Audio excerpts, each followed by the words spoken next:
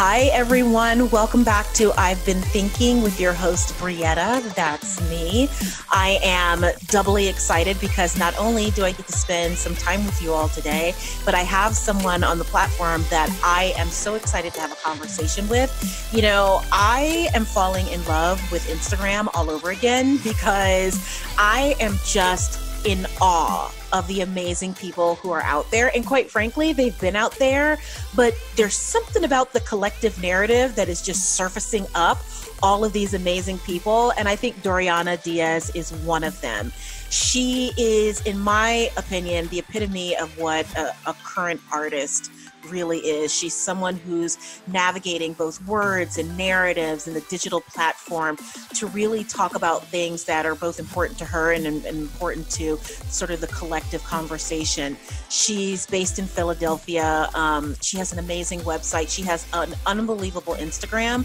And we'll make sure that we'll have everything linked and shared in the episode description.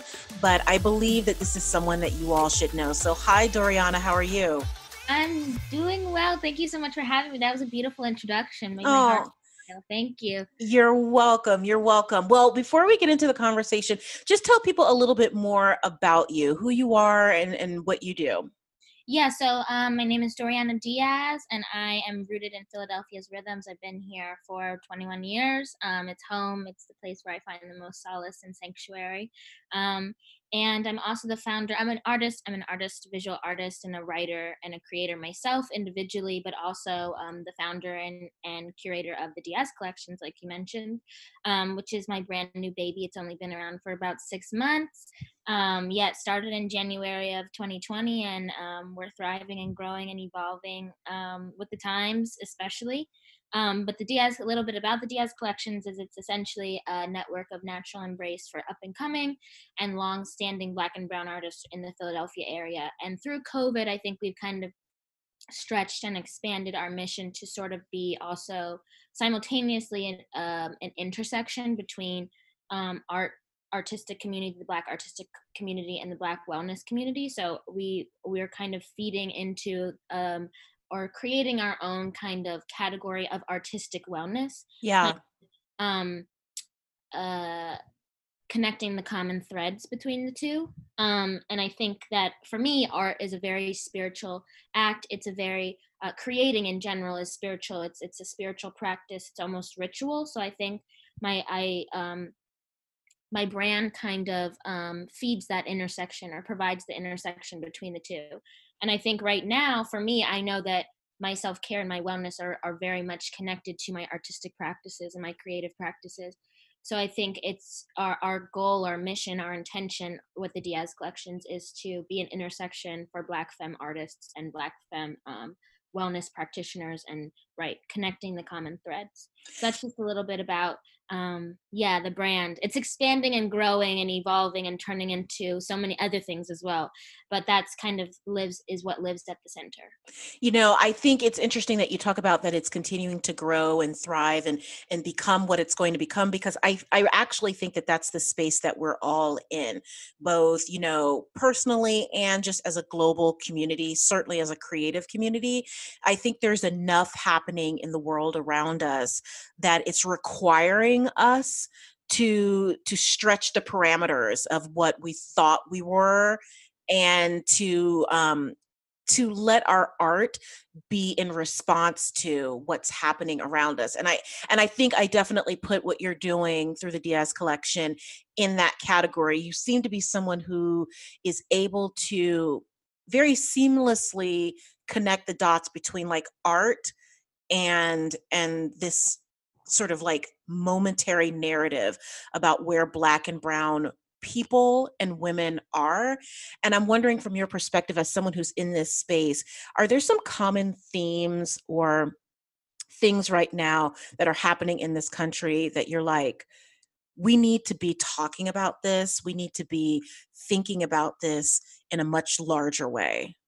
Yeah, I think it's so interesting because I think that there are many things that I've always been like you kind of what you mentioned at the beginning, where I think that there are a lot of brands and specifically Black femme brands or Black Womxn brands that led curated brands that have kind of been having these conversations way before this movement Mm-hmm. sort of solidified itself. And I think that a lot of that for me is what's the most inspiring about having these conversations. Like, I think I've been having these conversations for a very long time. Yeah. And now it's like trendy to have these kind of conversations, you know?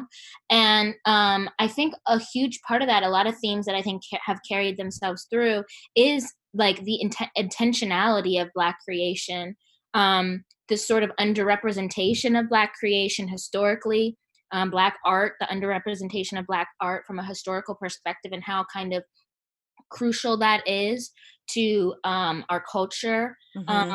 and our humanity as Black people. I think that having really intentional conversations about like just intentionality in general, I think is a theme that I've been thinking a lot about and have been really invested in recently. Um, Yeah. just like the intentionality of my content, you know, like what I put out, what I create, the things that I say, the things that I do that is content under my brand, under my name, under you know, the celebration of Black womanhood. Like, I have to be very intentional about that, and to be really hyper vigilant about the things that I say. um I think that intentionality is a really big one for me. I also think freedom, agency, you know, the freedom to kind of choose. Yeah. Agency and freedom kind of go hand in hand for me. I think as a creative, as an individual, as a Black woman, as a Black queer woman, all of those things I'm always thinking about. Also just tenderness in general, being tender with myself, being tender with my community, being Yeah. tender, you know, with my body, with my mind, with my spirit, all of those things. Yeah, I think those are probably like the main three that have been kind of consistently showing up for me recently. You Um, know, when you talk about intentionality, I think that is something that has been sort of a reoccurring theme in conversations that I've been having over the last couple of weeks, because I think that with this newfound, and I think you articulated this perfectly, you know, with this newfound interest in having these conversations, especially amongst populations that weren't historically having these conversations before, that all of a sudden there seems to be there seems to be a tension on these conversations that require a different level of responsibility when you're taking into consideration that the audiences that are now consuming your content don't all identify as people of color, don't all identify as Black. And so there's this battle, and I'm curious about how or if you're navigating this, about looking at your content through the lens of not everyone who's consuming this understands the point of reference that I'm yeah. coming from as a Black person. Yeah, no. Yeah. And to be honest, I think I've been creating for 18 years, basically, you know, like really kind of like that's been my life, Hmm. ever since I was a child. And I think ever since I was a kid, I've known that, you know, I'm just here to make stuff. I'm Yeah. here to make things and give it to the world. And sometimes maybe not. But I've always known that whatever I make is not for white people. Yeah. Whatever I create is not for white people. Honestly, whatever I create is really not even for non-Black people of color. Hmm. If I'm being really honest, Right. what I create for Black people. Yeah. When I create, I never consider um, non-Black people consuming it. Yeah. Interesting. I mean, if they do, okay. But my responsibility is not to them. My duty is not to them. Yeah. You know, so I think that makes it. I'm very aware of what my audience is. I mean, Mhm. I don't necessarily know how many white people follow my personal brand, or I mean my brand or my personal page. I don't know. I know I don't follow white people. Right. I think that it's just something that I'm real that's my intention. Like, I know it's also part of my self-preservation. It's part Hmm. of my self-care. It's part of, yeah, it's that it's self-preservation. And I think I don't it's not something that I think about when I'm creating, or when I'm yeah, I'm also just very intentional about the people that I collaborate with collectively on a collective, like, communal basis. I'm very intentional about the community that I want to create for my brand, the Sure. community that I want to be a part of, and it's not that. Well, you know, the thing that I think is really interesting about what I'm hearing from you is that there is, from your perspective, an innate understanding of the why behind what you're doing, which is giving you a freedom and an agency to not have those considerations. And I actually think that that is the place where we're trying to sort of globally move to, which is to have the freedom, the agency, but also the self awareness to not filter our narrative through Yeah, external communities. absolutely. That is, like, perfectly expressed.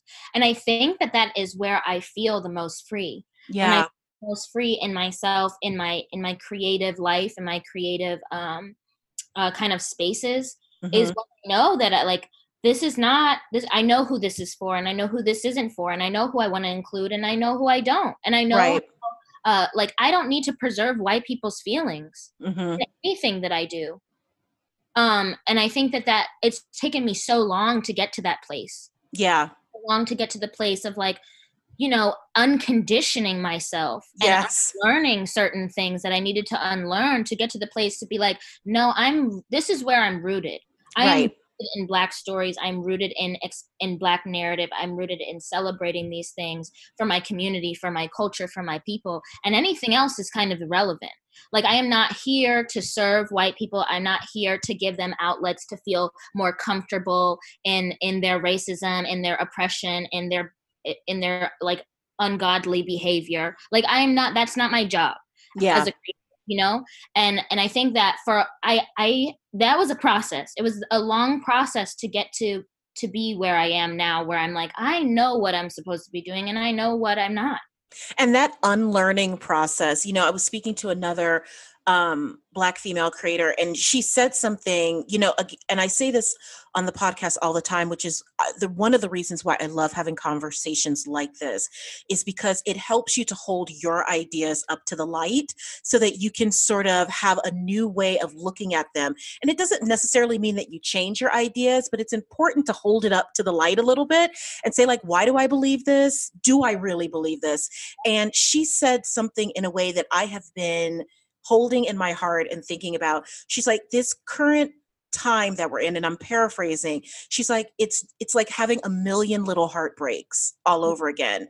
because you we as sort of a Black and brown people have, by force of the world that we're in, we do the work every single day, right? Like, we have no choice but to do the work. And so to see the global community sort of like playing at getting to a place where they want to do the work is, it's both, you want to be encouraged, but it's also heartbreaking at the Yep. same time. So I think that what you're talking about is really sort of the ideal, to get to a place where you're free from the idea of like, how is this being consumed by outside people, you know, Yeah. populations. Yeah, it's definitely a hard thing. It takes a lot of time and it takes a lot of practice and commitment to self, I think. And for me, I think, like, I have had such an incredible virtual community to sort of um rely on and depend on, and kind of like, um that holds me up, if that Hmm. makes Totally. sense. And it makes me feel as if I'm, yeah, like, in this alone. I think Mm. that it's really hard sometimes, because as a creative, I mean, you go through imposter syndrome, you go through all that stuff. Like, does anyone care about what I have to say? Is what I have to say important? I mean, all that stuff. And I think right now that is can be seriously intensified Yes, with exactly. everything going on, and so many people are throwing out so much content, and, like, you don't know, like, who's reading what. It's a lot. It's Hmm. extremely can be extremely overwhelming. And I think my sisterhood of other women who are creating incredible things, who have been not just doing this work, just started doing this work now, they've been doing this work. Yeah. that have really been lifting me up and inspiring me and encouraging me and empowering me in so many different ways, in so many different facets. And I think that that is like those little tiny things that mend the heartbreaks, you know? Um, that yeah, it's true that that whole idea of having a bunch of different heartbreaks. Well, Um, the thing that you said that I really latched onto is this idea of the community that you've created or that you've developed or nurtured, that pre-existed this moment in time has really been it's been so important for so many of us, but I also think it's been really telling because for those who maybe find themselves without community, I think it's been a really important time of reflection to say, why am I disconnected from community? Right? Like, what are the things that have been put in place, whether it is about unlearning, you know, ideas, whether it's internalized racism that you're holding on to that's keeping you separated from your community that can, in moments like this, rally around you and lift you up. And I think that's one of the things that I've been really trying to amplify through these conversations, which are, what are some of the ways that artists in particular that are Black and brown can stay both united but also move towards solution, right? mhm. Like, we want to be united in this moment and take care of each other and nurture each other, but we also want to be moving towards something. And what have you found to be some of the ways that work for you in your community? Yeah, so I think it's a really great question and something that I've been thinking a lot on, and I have some answers, but not all of them quite yet, I don't think. But I know a big part of it is remaining consistent, like honoring the small things, Mm, if that makes sense. Like I get really overwhelmed sometimes with like, I need to put this out at this time and I need to be doing all of these things and like I need to be consistently creating and consistently pushing content. And like, that comparison is a disease. totally. And so I think that working on that within myself, because like knowing that all of us, as all of these Black women that I adore and that inspire me every single day, that are creating things and have their own brands and all that stuff, we are all different. We all have our own voices. We are all doing completely different things. Hmm. But in some way, I feel like it is such a unified community. And in that, it's like, these are people. They're not just brands. They're not Yes. content. These are actually people doing the work. And so Right. I think generating relationships with those people, like the founders and owners of these brands, I'm like, they are their own people, they have their own experiences, their own complexities. I don't just want to know them through their content. Yeah. I You want want to know the human behind the work. I want that sisterhood with them. And so developing close, like intimate human relationships with those people who are doing those things,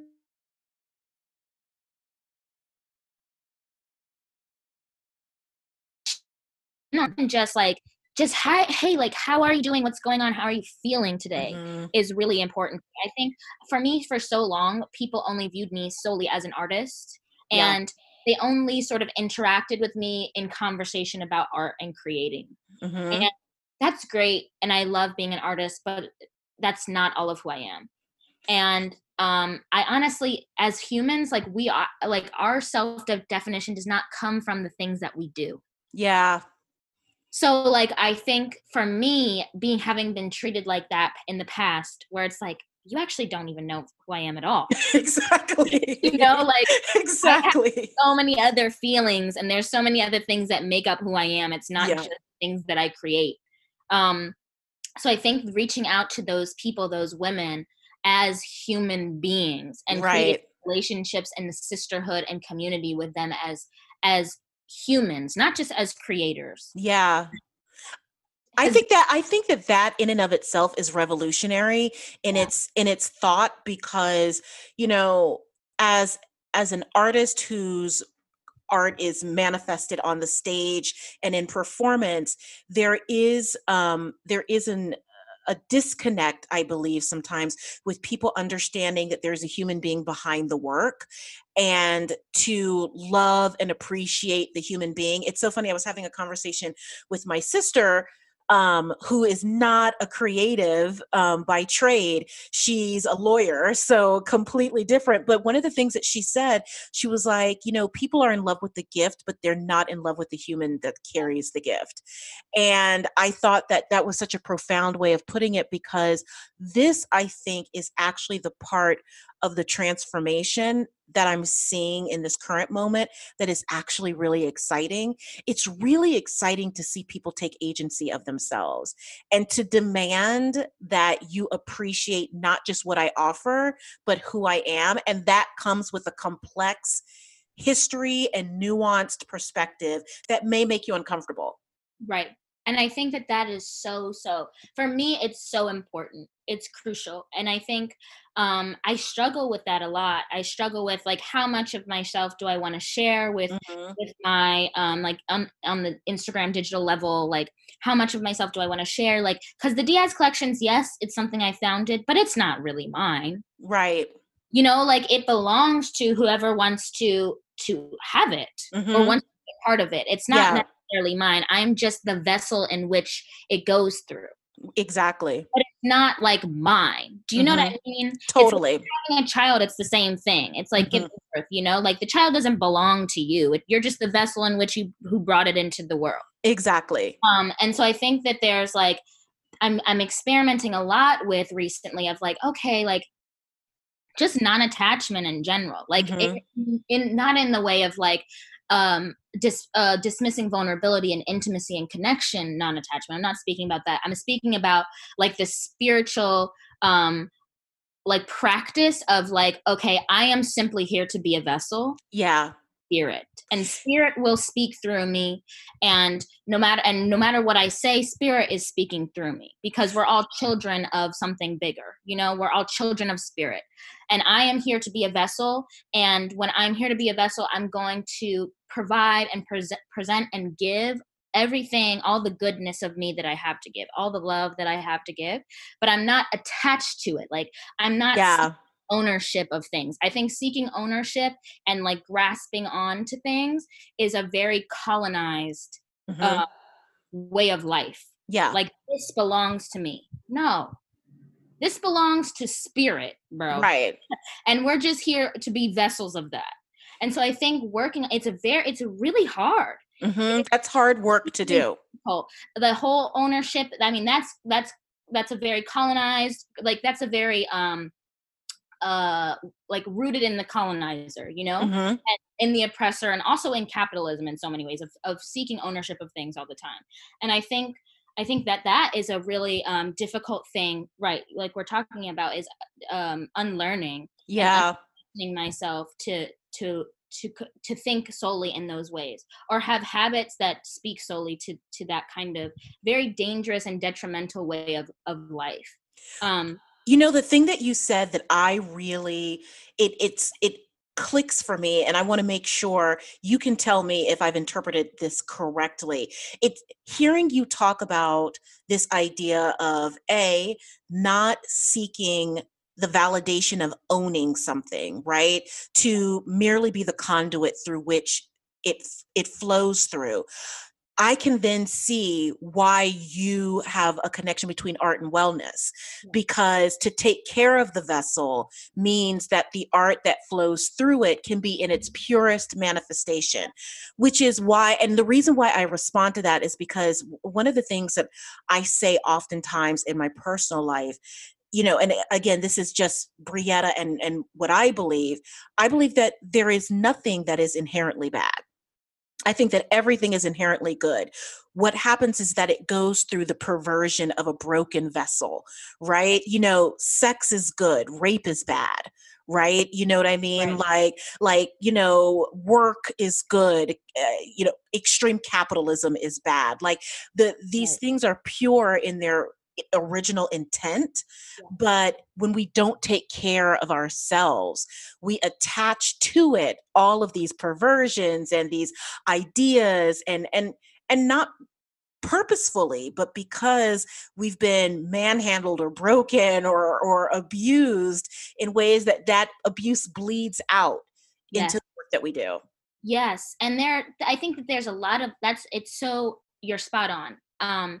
I think that there's a lot of work and a lot of commitment and self-awareness to restore a vessel, or Yeah. understand that your vessel is broken. I think to even acknowledge that is work. And then Yeah. to practice the restoration of your vessel, and to be committed to that practice, because it's not something that happens like all the time. Is just like we want everything to happen immediately. Mhm. And I'm like, that's the beauty of COVID. That's the beauty that I've found in COVID, is this experience for me is building my relationship with spirit. Yeah. That that's what this time is for me. And I know that. But it's also like stillness, Mhm.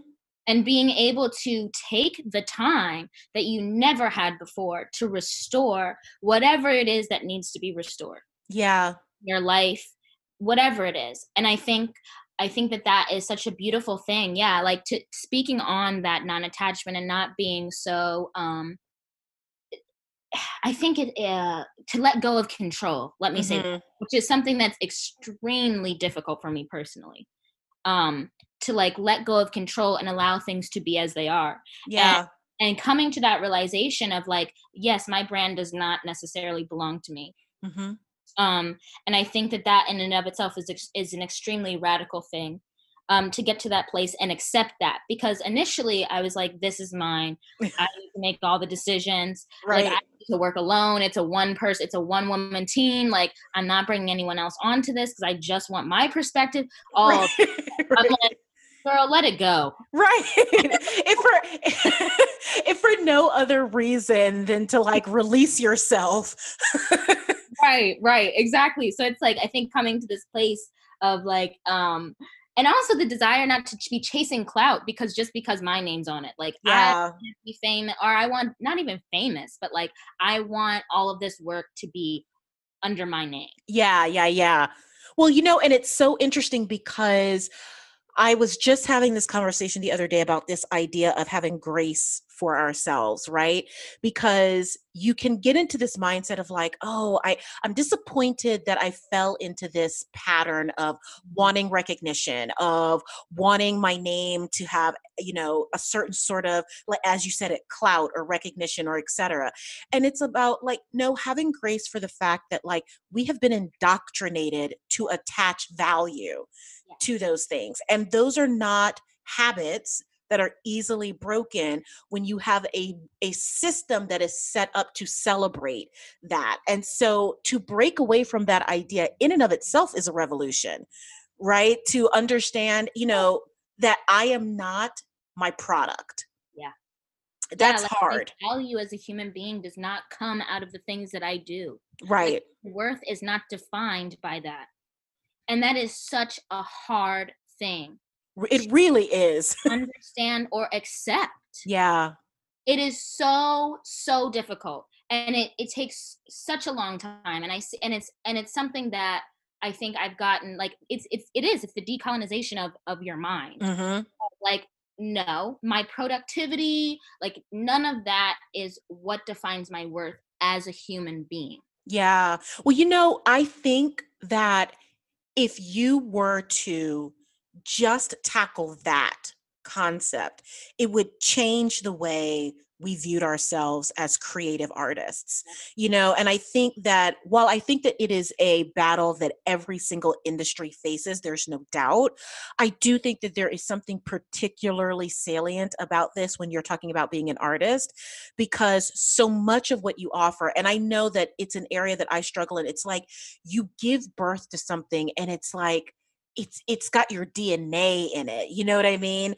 And so then, and I often say this, like there is this fine line between audacity and just like naivete to be Yeah. an artist, right? Like you have to be audacious enough to say like, here's this thing that I believe needs to live in the world and I'm audacious enough to put it out there, but also the naivete to not understand like what it means or what impact it's going to have. You just put it out there.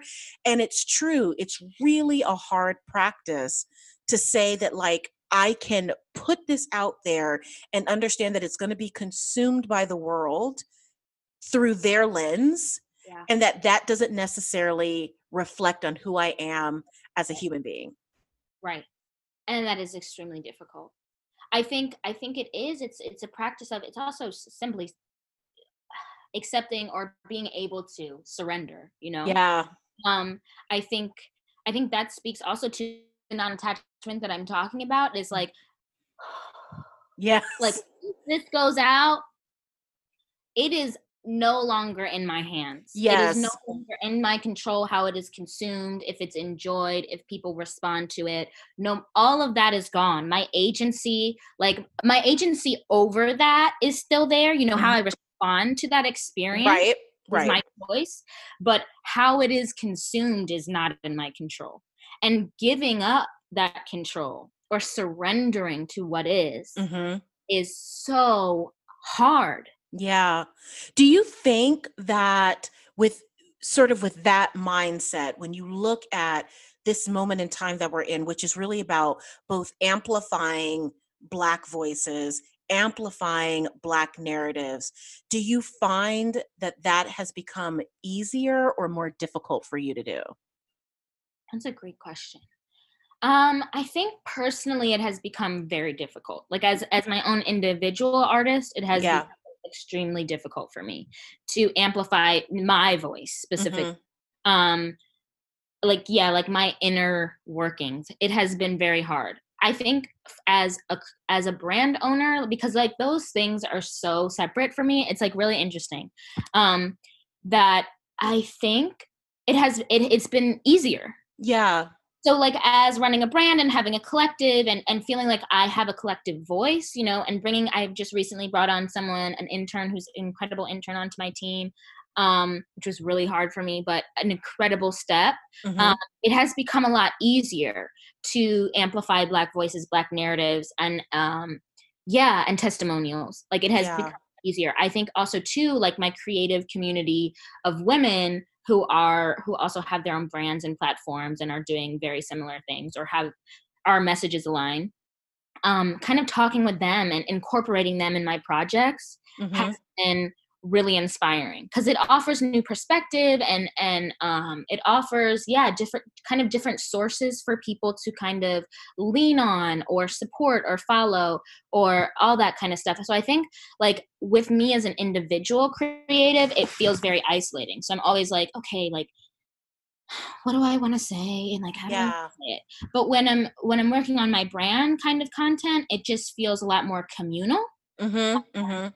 and so it feels easier. Yeah. Well, it's funny because when you say that, I'm thinking to myself, I have found a particular freedom. There's been a synergy around the partnership and the collaboration with other storytellers, because there is a sense, at least from, and this is me personally, there's a sense of safety, and there's a sense of being affirmed in the process, because a lot of the narrative that is being shared currently, even if you've always been sharing that particular narrative, it's become very nuanced in this moment, because we know the space that we're sitting in as a global community. We know that we have a conversation about race that's happening at a global level, that while we have been having these conversations, has all of a sudden has an immense spotlight on it. There's a lot of jockeying for ownership over that conversation, which I think has been stressful for me. I think is the easiest way that I can frame that. It's been really stressful because I see people wanting to own a conversation that they have no stake in. So I think that that's why I have run into the arms of other creatives, because just to affirm each other is a healing practice, Absolutely. right? Like, and you need that, because inherent in this conversation about race and what it means, not just as a creative, but just to be a Black person in this country in this moment. If you don't have community around you, I don't even know how you're surviving it, to be quite honest. Yeah. Yeah, like, I think it's so interesting because, we speak about what is happening right now in the world in terms of Black people, and what's going on for Black people in the world, what's going on for Black trans people in the world, what's going Right. on for Black queer people in the world, and also, and this is all with the backdrop of COVID. Yeah. It's just like, I think for me too, it's one of those things that I think you spoke to it really wonderfully when you said, and eloquently when you said, running into the arms of Black creatives and affirming one another is healing. Like that is Yeah. participating in our own healing. Mm-hmm. And I really, really think that's important to acknowledge and important to even say one more time for people, is like, that is enough. Yeah. Like that is enough. I think also with everything going on in the world, with all of us being stuck in the house, with all of us being attached to our phones and our computers, and not really engaging in much of like physical interaction with people, Mm-hmm. Yeah. that the small things are enough. Mm-hmm. You know, like seeking, like I think that for me is a really big thing, is like, okay, what I do today, no matter what it is that I do, it's enough. Right. It's enough. Like, I'm tired. Black people are tired, Yeah. and Black people are exhausted. And so no matter what I do, getting out of bed, making my bed, making myself some tea, reading a book is enough. And Mm-hmm. that feeling, so I think, and even it's reaffirming, yes, the people in your life and your community, but it's also, for me, it's a whole lot about reaffirming myself, because I feel Right. it's isolating. This is an isolating experience. Mm-hmm. Like It this, is. nothing. Like there's been some hardships in my life, but like I was always like, okay, I'm gonna go to my girl's house and we're gonna talk about it and Exactly. drink and it'll be fine. Like, but like this is like we're stuck in this. Like Yeah. it feel very trapped and suffocating, at least for me. I'm just Yeah. my own personal experience. And you want to talk about mental health, I'm like, whoa, like this is trying. Yes. To say the least. Trying. Yeah. So it's okay. And it's okay to not be okay. Yeah. And no matter what it is that you do, it is enough. It's Mm-hmm. enough. You know, I think tenderness, being tender with yourself. the thing that you say that I think is a shift for people, and it's a shift for me. It's something that I am working on, because I had this sort of moment of awareness where, as someone who considers themselves to be, pretty self-aware, Yeah. pretty in touch with myself. And, oftentimes one of the things that I say is like, I know Brietta well. Like, I know me well. And so I know what I need in order to be healthy. I know what I need in order to be thriving. So it was definitely something that I had to be intentionally focused on, because a lot of the things that I could run to in order to feel better or to, feel hopeful, those things I didn't have access to, right? Like, I couldn't just run and give my friend a hug. I couldn't, we couldn't sit and just grab a dinner someplace and have a conversation. Like, those things were taken away. But in that, the gift, and I think you said this earlier, the gift has been the gift of stillness, the gift of sitting with yourself. And it was the moment where I realized I know myself, but I don't know myself in this moment, right? Like, I don't know myself in a global pandemic, in a reckoning about race, in a creative industry that's being dismantled. Like, I don't know who I am in that space. And I think what you said is one of the things that I kept repeating to myself. I was like, it is okay to not be okay. Yeah. Like, to give Like, it's yourself fine. permission. Yeah. Yes. It's okay to also like give yourself room, like I think that that's also the other thing is giving yourself space to not be okay. Like, this is not going to end tomorrow. This is not Right. a situation that's, right. Like, this is we're going to be in this for a while. Like, and Yeah, I think, for sure. right. Like, and I think that there has to be some surrender. There has to be some practice of surrendering Mm-hmm. in this experience, in making room for you to allow yourself to not be okay, and accepting that. Yeah. There has to, it's making space, because I think there's also something really, really important and really crucial about the act of stillness, that I think for me in my life, I've realized that stillness, like if I'm still with myself for long enough or on a consistent basis, something that Mm-hmm. I practice, that I can feel myself building a foundation of fluidity. And I think that fluidity, when I speak of fluidity, it's not necessarily balance. Like, I'm not talking about balance, seeking balance. I think that was something I always used to strive for. But like, I'm embracing this new way of like, I can just be fluid. With fluidity, it's like, okay, it's ebbs and flows. It's like, there's more of like an honoring of the evolution, an honoring of the process in which that like we are all in right now. And I have more room to make space for whatever needs to exist inside me.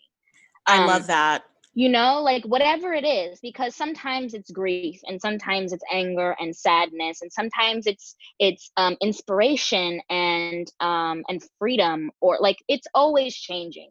Feelings come and go. And more than one feeling can exist inside you simultaneously. It's so, this is one of those moments where I'm having a double click on a moment, because I just left a conversation before jumping on this call with you where someone was saying the exact same thing. And I believe that when messages come to you multiple times, it's something you should be paying attention to, which is like honoring the fact that multiple emotions can live at the same time, that you can be both in a moment of grief and joy at the same time. Like you can be grieving the fact, because the conversation that we were having was like, one of the things that COVID sort of shone the light on is like, there are things that I'm grieving that sometimes I don't give myself permission to grieve because they seem unimportant, right? Like you're grieving the fact that you can't go out to dinner with your friends. You're like, but I don't want to say that because I know that that's like not an important thing in the grand scheme of life. But it's like, no, it is important. And you have to honor the fact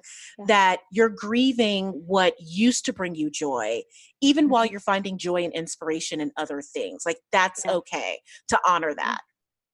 Yes, they can exist. There is duality in everything. Yeah.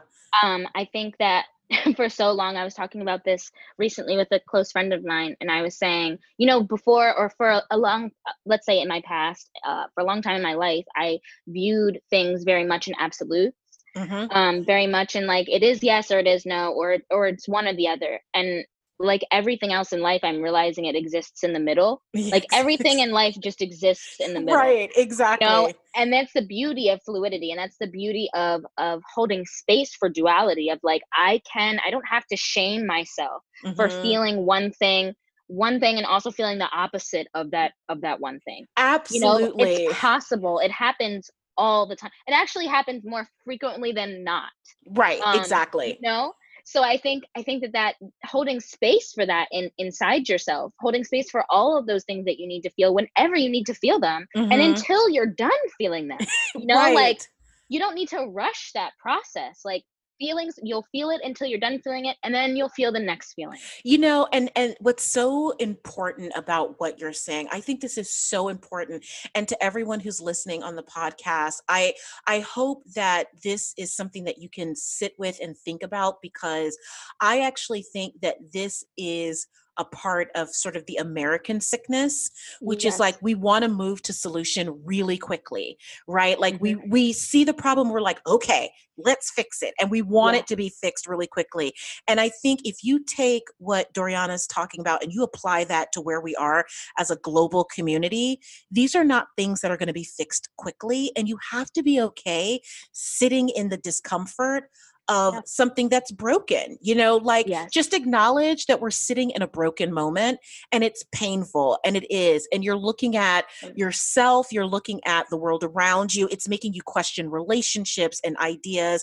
And all of that stuff is not something that you can move through really quickly. And I think what you're saying can be applied in a macro level, which is like, get okay with sitting in a space that's complicated. Yeah, and complex and dynamic. Yeah. And has multiple different elements and multiple different variations and angles and all of that stuff. Sitting in the discomfort, whoo, girl, I know. No small thing. Like, it is not. That is some serious. I'm telling you, like, I think that there's something really interesting about like allowing yourself to be okay with suffering. Yes. Like almost sometimes seeking suffering. Do you know what I mean? Like, and like, this is where the work happens. Like, that is where the work happens. The work also, you find beauty and love and joy too. But like the work, at least for me personally, the work where I make like 180 shifts in myself, when I just begin to learn how to pivot and adjust and Yeah. reattune and reassemble myself, Mhm. is sitting in the suffering.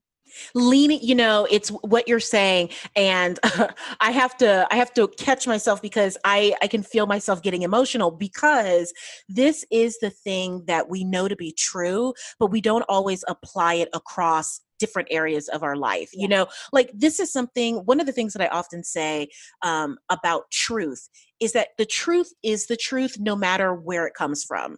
You know what I mean? Like, it's the reason why someone can be a Christian, a Muslim, an atheist. And if you're speaking something that's truth, it is, right? Like, and it doesn't have to be attached to a certain belief system or what, like, it's just true. And I think the thing that you're saying, like, we know this in our lives, that the greatest periods of growth have come from times where we just surrendered to the suffering, right? Yeah. Like, we just acknowledged that, like, this is a season where I'm going to have to sit with something that is broken or uncomfortable, or it's making me look at myself. I said this on another podcast episode. There is no more difficult ask than asking someone to look at themselves. Yes. Right. To just really Absolutely. to stand in the mirror and both physically, and emotionally and spiritually, and look at yourself and say to yourself, like, I believe these things, but why? Right? Yeah. Like, I Question have it. these ideas, but why? And to sit with Yeah. that. And I think that it's as we've said, it's so difficult to do. Like, we're not minimizing that that's No. a difficult thing to do, but if you can give yourself permission to Yeah. do that, that is Yeah. where the beautiful work happens. Absolutely. Absolutely. I think, yeah, questioning yourself without judgment, Mhm. showing up for yourself, without judgment. I think that that's also the other thing that's a pretty important element for me, is that, like, I don't need to be so cruel to myself about the ways in which I am, or the Yeah. ways in which I think, or the things in which I believe that maybe I shouldn't, or, like all that stuff. Is I always sort of meet myself in those spaces with such cruelty and such, like, harsh, it's such Yeah. harsh way that I speak to myself about Totally. things. And I think that that's also part of it, it is meeting yourself there, and holding space for all of that, but also without judgment and Yeah. without criticism. um and knowing that, yeah, like, that's where the tenderness also too comes in, is that it's so hard, I think, especially as human beings in general, but as Black women, it is really hard to be tender Yeah. to ourselves. To ourselves. Yes, And I think absolutely. to other people, To other people, we love love it. people to a fault. Like, I always say, there's no greater like love that you're going to feel in the human realm Right, than that right. of a Black woman who Black loves you. woman ever, ever. But to ourselves is a Yes, whole different it's animal. very It's a whole hard. different thing. Mhm. And it is unlearning Yeah.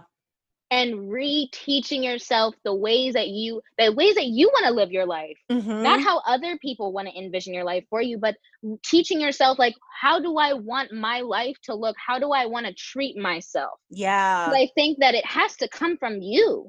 Like, that's where the agency in the freedom comes from, is I get to choose how I live, but also how I treat myself, how Right. I show up for myself. I get to choose. Yeah, I think if this is something for everyone who's listening, if this is something that is resonating with you, I definitely want you to share this with other people in your life, Yeah. because Yeah. I know this to be true in other areas of my life, but again, it's hard sometimes to translate these practices across different spaces in Absolutely. your life. But the truth is like, when you really understand how much agency you have over yourself, Yeah. and it's far more than we give ourselves credit for. Absolutely. Like, we have more freedom, we have more ability to determine the life that we live. And I think it goes back to what we were saying earlier about like not creating your art for anyone other than yourself or your community. Because I think the minute that you lean into how other people are perceiving is when you start giving away agency, right? Yeah. Like you start saying to other people, validate me, validate my experience. Yeah. And that's when you don't realize that you've given away all of the beautiful pieces of yourself as an artist, as a creative, as a human being. And I love, like, and I think that that's something that I respond to about what you've created on your platform, because there's a genuineness. I always say that one of the things that I'm drawn to, both as a person and as an artist, is genuine intent, right? Like it doesn't, I don't have to even agree with someone's message if I feel like there's a genuineness to it. And I'm like, oh, when I see that there's no artifice around it, like I believe that that came from the heart of that person. And I think that that's what you've created. And I just think it's just a lovely, lovely place to be in the digital space. Thank you. That means so much to me.